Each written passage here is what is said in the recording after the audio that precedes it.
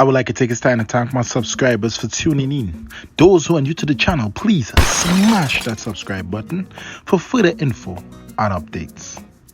Connection TV, the people's choice for hot topics. As you can see, ladies and gentlemen, we're going to be talking about Trinidad, the war zone. So ladies and gentlemen, before I get into this, I will advise you all to get yourself a nice cold glass of Morbi and sip it as we go into this. And you're going to find out the reason why I say Trinidad, the war zone. So ladies and gentlemen, as you can tell, and as you can see, Trinidad have been going through a lot of rioting, also protesting. When I say rioting, they protesting with burning of tires and burning of debris, and allegedly gangs grouping up together and also standing up against the forces of the country, which is the police, due to the fact of the problem with the 3 young men that was gunned down by police, and you all know. So this is why I call it the war zone now. And this is what we need to understand. The people of Trinidad and Tobago, and I'm talking about the law-abiding citizens, have been going through so much. They have been feeling like they caged in.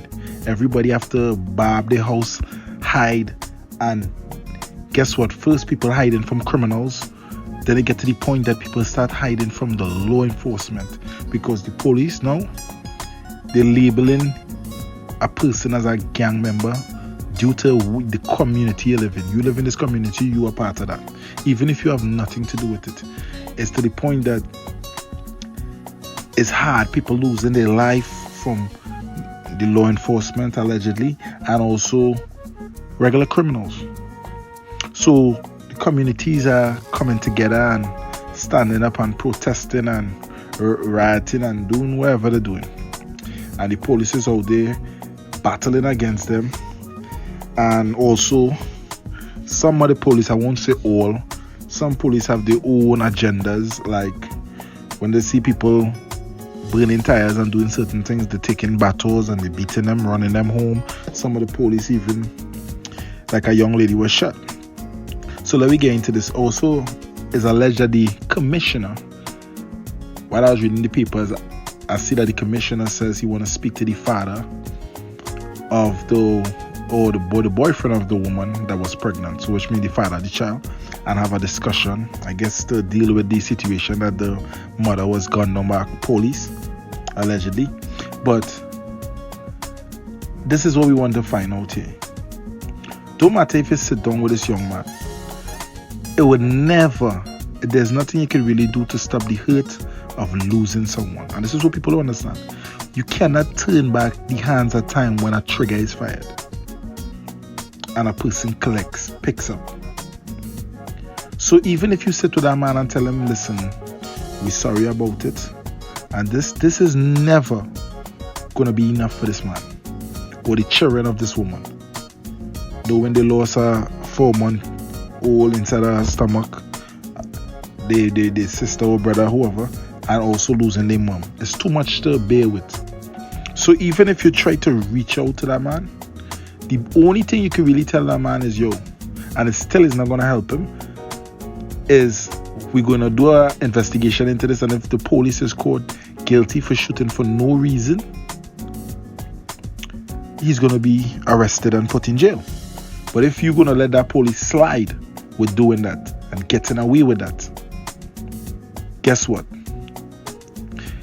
Nobody's going to take that apology. So for the commissioner, you have to try better than that. And also you have to think about this now.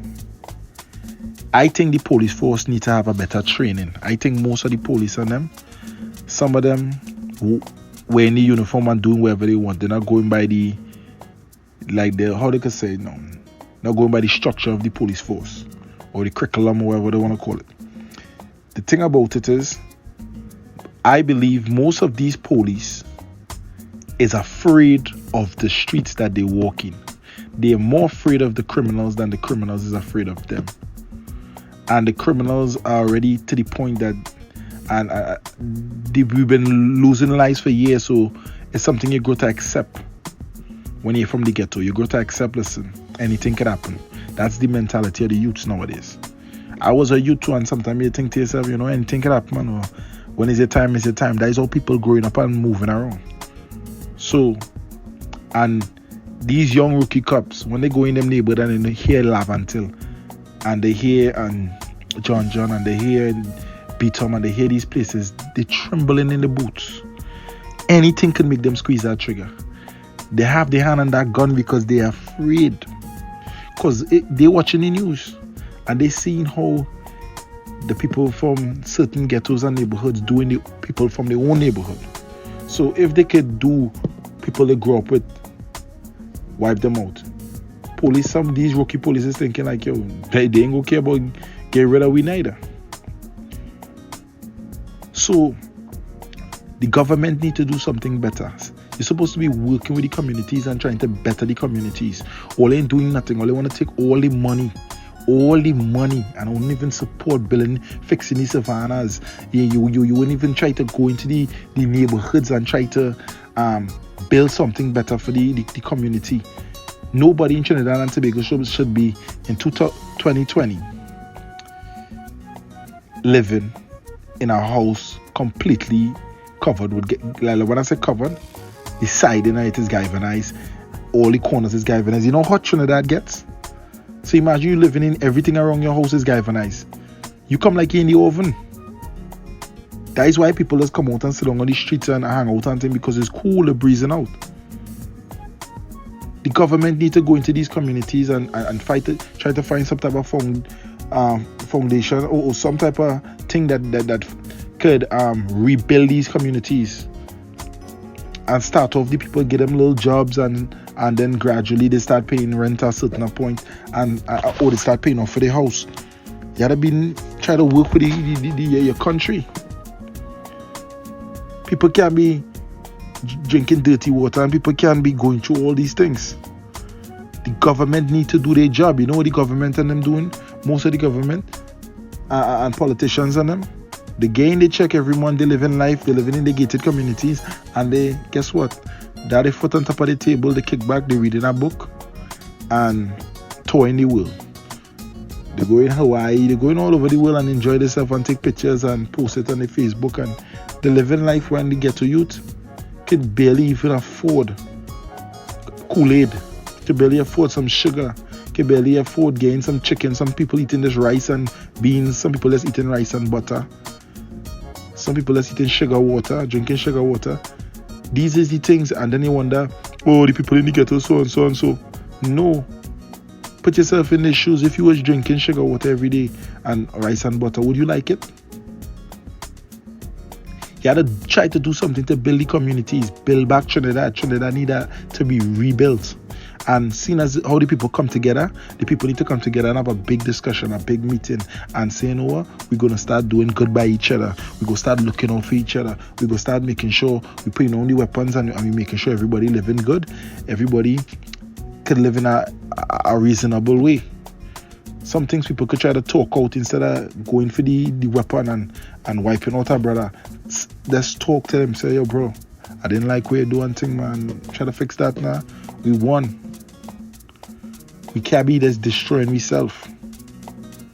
Because how could we expect how could we expect the government to care for we if we don't care for ourselves? We have to care for ourselves if we want people to care for us. So let me start showing them, listen, we care for each other. We care for each other. And the government, all they need to start pulling your socks up and doing all their job. Instead of all this big parliament, everybody rah and yeah, we go do this and we go do that and we go do this, and when the day gone and the cameras move, everybody back to, yeah, boy, I ain't doing nothing. No. It should have a follow-up to everything that politicians say. If a politician say we're going to fix the roads and thing, let me see the camera on the road when they're fixing. Let me see the camera or on the schools when they're fixing. They should have all type of things in place that when kids go to school, who do move on to college, move on to a trade, who do or move on to some type of job building. Like you start recruiting the young youths and them who, listen, they don't want to go college. Listen, it have something here for all that all they could go into this and work a stipend, and the plumber teaching you or the carpenter teaching you, and sooner or later all they getting paid a little salary, and then sooner or later all they could become a licensed carpenter, licensed plumber, and stuff like these things, and build the country. A lot of these youths in the ghetto is very talented, and you don't even know. Some of them could sing, some of them could build anything, some of them could, all type of things they could do. But guess what? The talent in the communities is being washed away by the violence in the community. This is the problem. We are destroying our future presidents and future prime ministers with the senseless violence. And guess what? Now the police force is adding their hand into it. They're doing the same thing when they're supposed to be working as to protect and serve and bring people to justice and let them have a fair trial. And if they found guilty, they do the time in jail. Guess what? They're just doing the same thing the bad man doing on the block. Wipe out the person. So how could you judge a gangster for doing something when you're doing exactly what a gangster do? This is what the commissioner needs to ask the police. Thanks for tuning in with Trini Connection TV. Like and subscribe. If you're new to the channel, smash that subscribe button for further info and updates.